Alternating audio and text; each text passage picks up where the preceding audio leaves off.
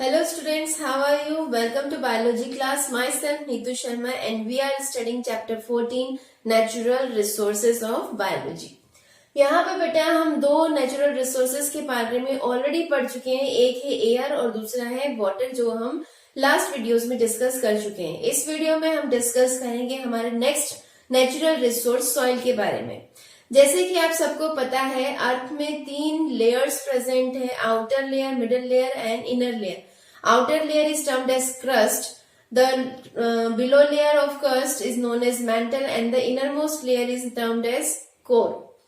तो हम अगर crust की बात करें तो crust में भी जो topmost surface है वो exposed है और उस layer में बहुत सारे minerals, rocky particles और weathered pieces rocks के present होते हैं. इसी surface को हम soil के नाम से जानते हैं. तो सॉइल की डेफिनेशन हो जाएगी: the top exposed surface of crust containing weathered minerals and humus that support plant growth is called soil. ये आपको याद रखना है. करीबन अर्थ के सरफेस का 1/5 पार्ट सॉलिड है जो कि लैंड मास के फॉर्म में है, और जहां पे भी लैंड मास है वहां पर जो टॉपमोस्ट लेयर है वो सॉइल से बनी हुई है. उस लेयर को हम सॉइल कह रहे हैं. अगर हम सॉइल की बात करें तो सॉइल जो है एक ये कॉम्प्लिकेटेड मिक्सचर है. किन किन चीजों का मिक्सचर है वो यहाँ पर इनके कंपोजिशन के साथ मेंशन है. जैसे कि मिनरल्स हैं जो हम इनऑर्गेनिक कंपाउंड भी कह सकते हैं इसको. करीबन 45% of this matter is present in the soil. Largest number inorganic matter का होता है. ऑर्गेनिक मैटर जिसमें प्लांट्स, एनिमल्स के डेड डेब्रिस ये सब प्रेजेंट होते हैं, जिसे हम डेट्राइटस भी कहते हैं, डेड पार्ट ऑफ प्लांट और एनिमल्स, वो करीबन होते हैं 5% अगर हम टोटल कंपोजिशन ऑफ सॉइल देखें तो. वाटर, सॉइल पार्टिकल्स के बीच में वाटर जो है एक फिल्मी कोट की तरह प्रेजेंट होता है, एक आउटर लेयर बना के रखता है जो कि करीबन 25% कंपोजिशन का फॉर्म करता है. इसके अलावा इन्हीं सॉइल पार्टिकल्स के बीच में एयर होल्ड रहती है जो कि करीबन 25% ही इस सॉइल के कंपोजिशन को फॉर्म कर रही है. इसके अलावा कुछ living organisms in the form of micro organisms and creepy creatures ये हमें आसानी से सॉइल में देखने को मिल जाते हैं. इसको हमने कंपोजिशन में इसलिए नहीं रखा बिकॉज दे और may not be form the real component of soil, पर ये एसेंशियल पार्ट है सॉइल के. ठीक है. सॉइल फॉर्मेशन क्या होता है? सॉइल फॉर्मेशन एक प्रोसेस है जिसे हम कह रहे हैं पैडोजिनेसिस. सॉइल की जो फॉर्मेशन होती है इस प्रोसेस को हम कहते हैं पैडोजिनेसिस.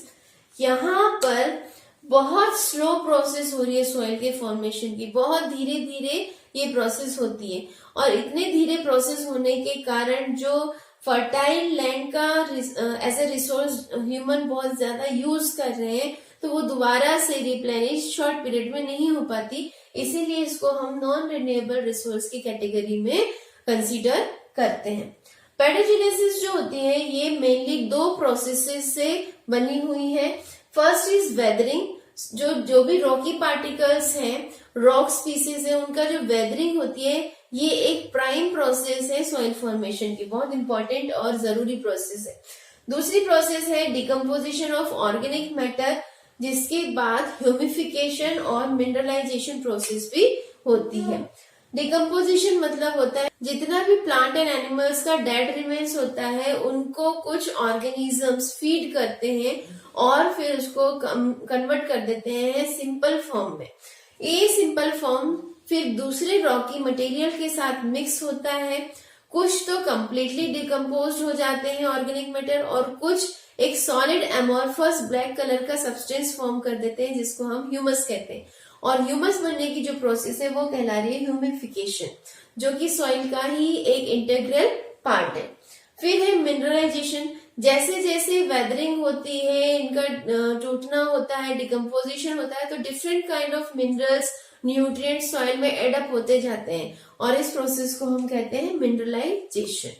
तो ये एक कंबाइंड प्रोसेस है जो कि सॉइल फॉर्मेशन में रिजल्ट कर रही है. इससे का कारण सॉइल का फॉर्मेशन हो पा रहा है. तो आपको एक तो यहाँ पे याद रखना है सॉइल प्रोसेस, जो सॉइल फॉर्मेशन की प्रोसेस है that is known as pedogenesis, और इसमें दो प्रोसेसेस इन्वॉल्व है। एक प्रोसेस है वेदरिंग और दूसरी प्रोसेस है decomposition of organic matter subsequently followed by humification and mineralisation. Weathering, हम शुरुआत करते हैं वेदरिंग प्रोसेस से। तो वेदरिंग होता है बिग रॉकी पीसेस का स्मॉल सिंपल फॉर्म के रॉकी पीसेस में कन्वर्ट होना, ठीक है। बिग रॉकी पीसेस का इरोड हो जाना slowly slowly into simpler smaller pieces is termed as weathering process. ये जो वेदरिंग प्रोसेस है ये तीन तरीके से हो रही है। इसको हमने तीन कैटेगरी में डिवाइड कर लिया है, physical weathering, chemical weathering and biological weathering. Physical weathering हमने नाम इसलिए दिया है क्योंकि यहाँ जो वेदरिंग के एजेंट्स हैं वो सब फिजिकल एजेंट्स हैं, जैसे कि हीट, टेम्परेचर, जो कि सनलाइट से हीट एनर्जी हमें मिल रही है, वाटर, स्ट्रॉन्ग विंड्स, ये सब फिजिकल क्वांटिटी है जो कि रॉकी पीसेस को तोड़ने का काम कर रही है, वेदरिंग का काम कर रही है। अब होता क्या है, टेम्परेचर कभी तो बहुत ज्यादा होता है और कभी कम होता है, जिसके कारण रॉकी पीसेस में सबसिक्वेंटली हीटिंग और कूलिंग इफेक्ट जनरेट होता है।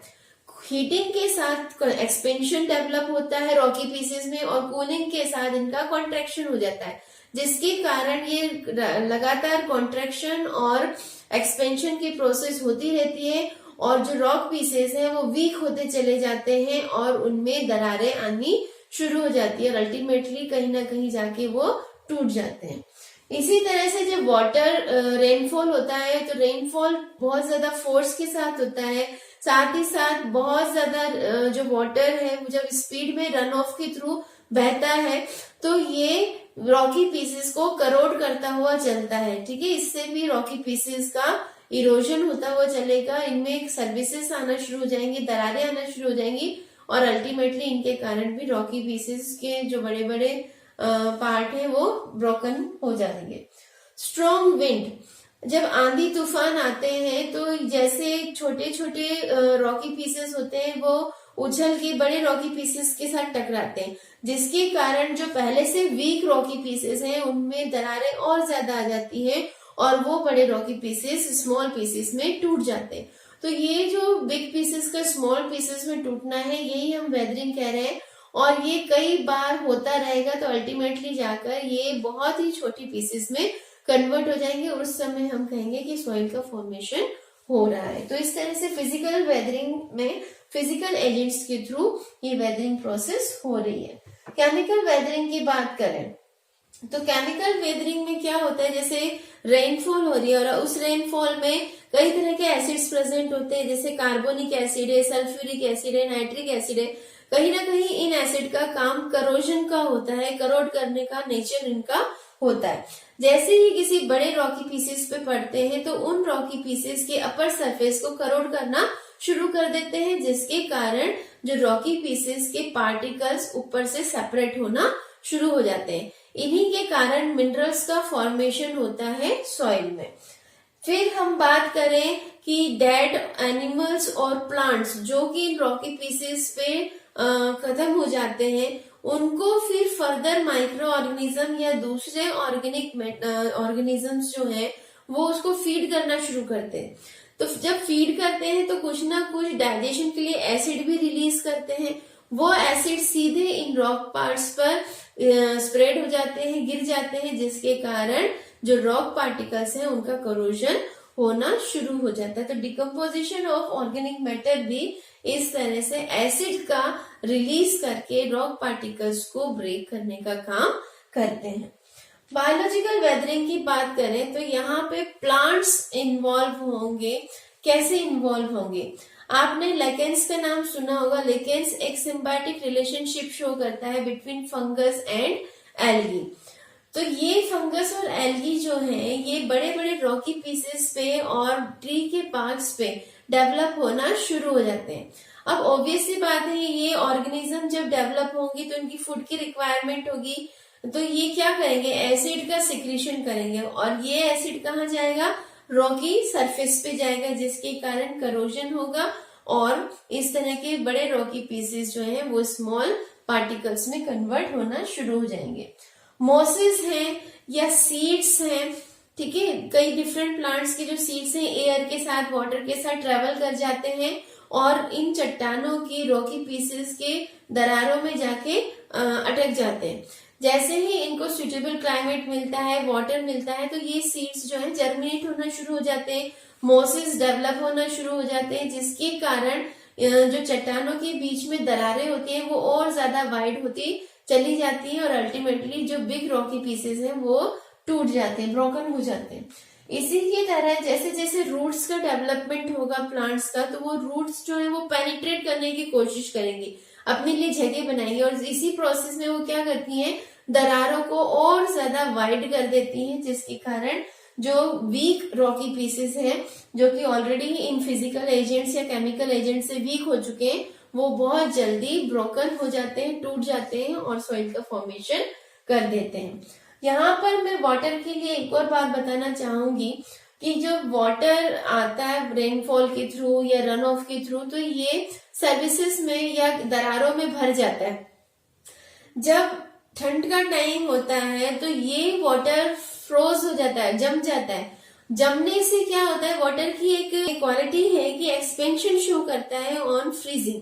तो जैसे ही ये वाटर जमना शुरू होता है तो इसमें एक्सपेंशन आता है, ये फूलने लग जाता है और ये क्या करेगा, उन दरारों को और ज्यादा वाइड कर देगा।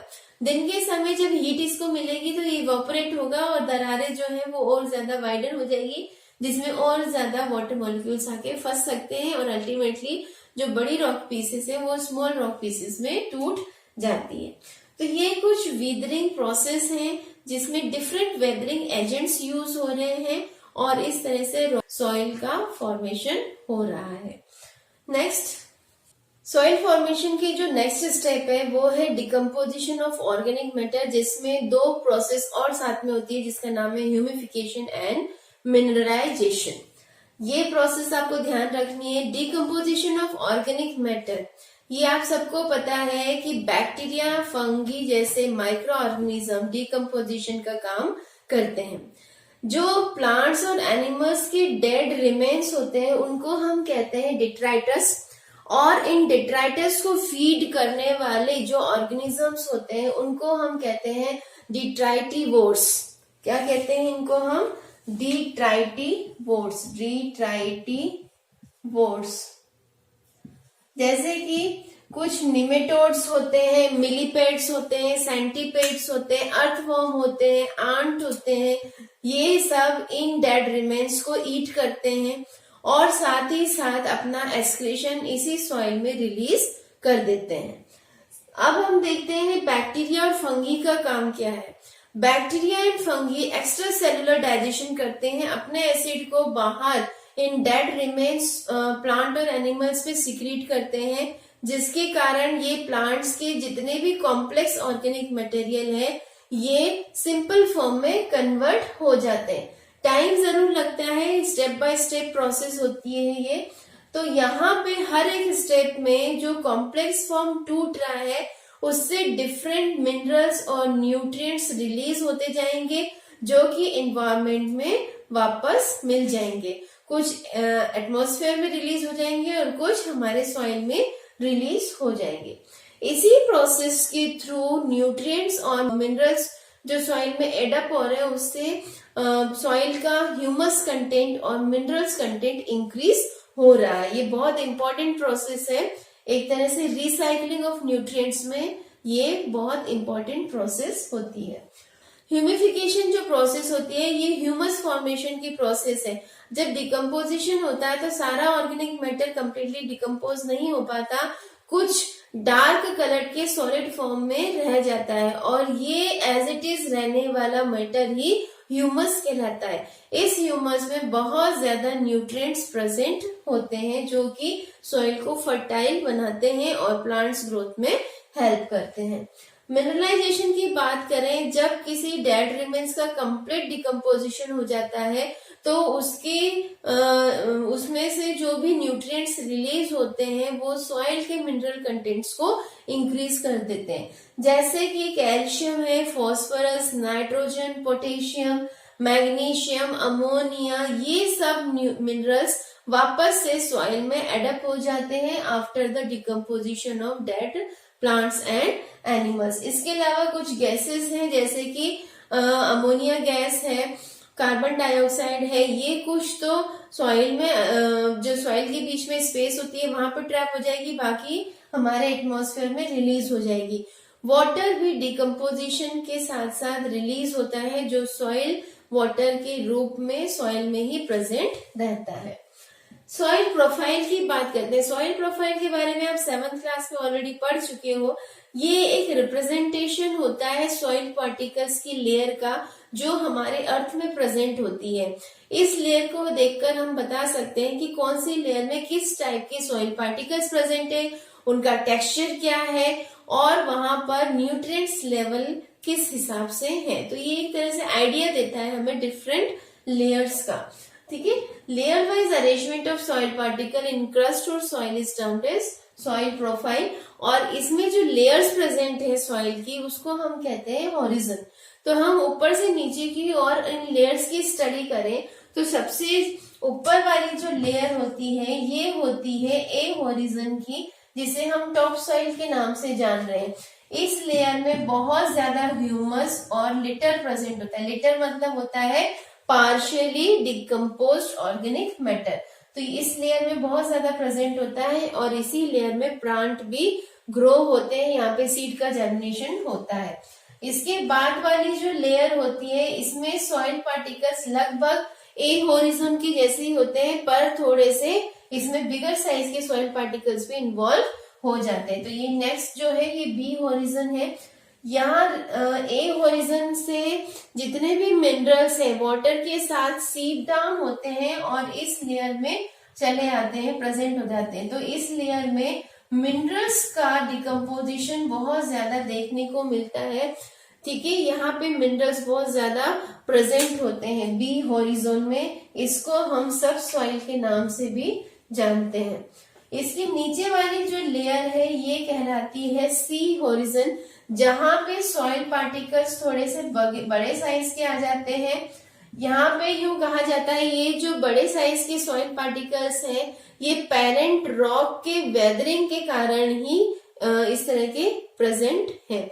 यहाँ पे न्यूट्रिएंट्स लेवल कम होता है, थोड़ा बहुत जो सीपेज के कारण मिनरल्स आ रहा है वही प्रेजेंट होता है। यहाँ वैसे मिनरल्स का कंटेंट वेरी लो होता है। इसके बाद वाली जो लेयर है ये लास्ट लेयर है, इसे हम आर हॉरिजन कहते हैं और ये कम्प्लीटली वन रॉक पीसेस होता है, इसलिए हम इसको बेड रॉक या पेरेंट रॉक के नाम से जानते हैं। तो ये तो हो गया बेटा सॉइल प्रोफाइल, जिसमें सॉइल पार्टिकल्स का अरेंजमेंट हमने देख लिया on the basis of their texture, sizes and nutrient level. Now we have to study about the type of soil particles। अब सॉइल है तो ऑब्वियसली बात है सॉइल पार्टिकल्स तो प्रेजेंट होंगे। तो कौन कौन से टाइप के सॉइल पार्टिकल्स हमारे सॉइल में प्रेजेंट हो सकते हैं उसको हमने 4 पार्ट्स में कैटेगराइज कर लिया है। First is gravel. ग्रेवल ऐसे सॉइल पार्टिकल्स होते हैं जो आसानी से हमें दिखाई देते हैं और उसे हम हाथ से उठा सकते हैं। इनका जो साइज होता है ये 2 मिलीमीटर से बड़े साइज के होते हैं। नेक्स्ट जो है वो सैंड होता है। सैंड सबने ही देखी है, कोर्स पार्टिकल्स होते हैं, दरदरी सी सैंड होती है ये।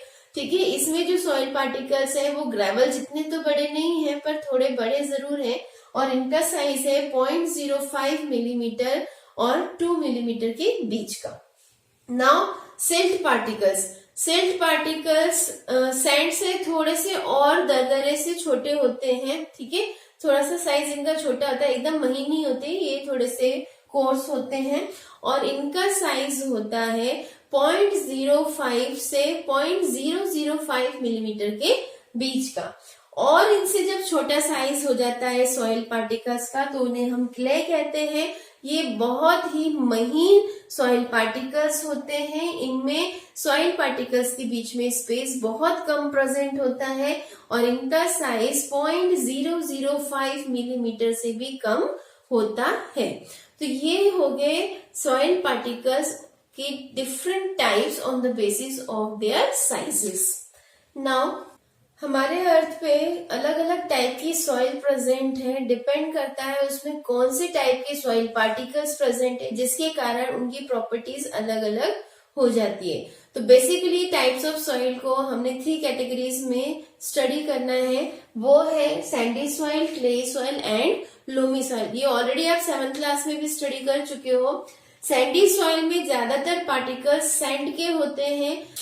ज्यादा बड़े साइज के होने के कारण सैंड पार्टिकल्स के बीच में स्पेस भी ज्यादा होता है, जिसके कारण एयर होल्डिंग कैपेसिटी इस प्रकार की सॉइल में अच्छी होती है। पर ज्यादा स्पेस होने के कारण यहाँ पे वाटर होल्ड नहीं हो पाता, इसीलिए इस तरह की सॉइल को प्लांट ग्रोथ के लिए सुटेबल नहीं माना गया है। इसमें ज्यादातर सैंड के और सिल्ट के पार्टिकल्स होते हैं, क्ले के पार्टिकल्स बहुत कम देखने को मिलते हैं। ये इस टाइप की सॉइल जो है ज्यादातर डेजर्ट एरिया में पाई जाती है। क्ले सॉइल जैसे कि नाम से ही पता चल रहा है, यहाँ पे क्ले पार्टिकल्स का अमाउंट ज्यादा है।